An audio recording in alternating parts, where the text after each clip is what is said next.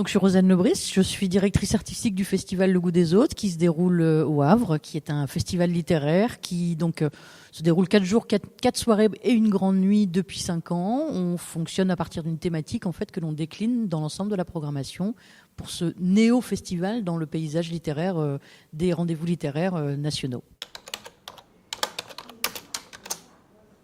Alors c'est un travail un peu singulier, on s'en doute bien, quand on est directeur artistique d'un événement qui soit littéraire ou musical ou autre, j'ai envie de dire. Nous sommes des gens qui sommes un peu à l'affût de tout ce qui se fait en termes artistiques sur le territoire local, régional, national et plus si affinité. Donc on a une attention, on a un peu des antennes, on a une attention un peu aiguisée en se disant tiens voilà qui fait quoi, comment, quel artiste se produit, quel musicien est présent sur la scène, quel écrivain est en train d'éclore. Donc on a un travail dans la journée où on a l'impression qu'on est assez passif, mais on cherche. Voilà, on a un peu un travail de chercheur, de taupe, où on regarde ce que font les copains, ce que font des gens que l'on ne connaît pas, pour nourrir en fait une réflexion artistique. C'est à la fois, c'est beaucoup d'envie. C'est beaucoup d'envie de réunir des gens ça paraît absurde comme ça, mais c'est l'envie de réunir des gens, de les proposer sur scène et que le public puisse partager cette envie. C'est une vraie rencontre en fait quand on est, je trouve, directeur artistique. Un directeur artistique programme en très grande majorité, à mon sens, ce qu'il aime.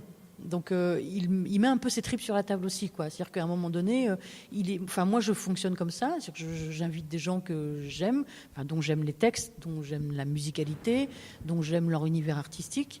Donc c'est beaucoup d'empathie dans le travail, énormément. Avec une technicité qui se développe avec les gens avec qui on travaille. C'est-à-dire qu'il n'y a pas de formation initiale de directeur artistique, ça n'existe pas. C'est un parcours de rencontre, c'est un parcours de rencontre principalement. Donc effectivement, on apprend beaucoup en avançant avec son histoire personnelle qui nous amène à un moment donné à avoir ce titre-là. Et il y a aussi tout un travail de technicité, j'ai envie de dire, quand on crée un événement. Mais là, on s'agrège des savoir-faire que l'on n'a pas, puisqu'un directeur technique ou un régisseur général, c'est quelqu'un qui a un savoir-faire que vous ne maîtrisez pas.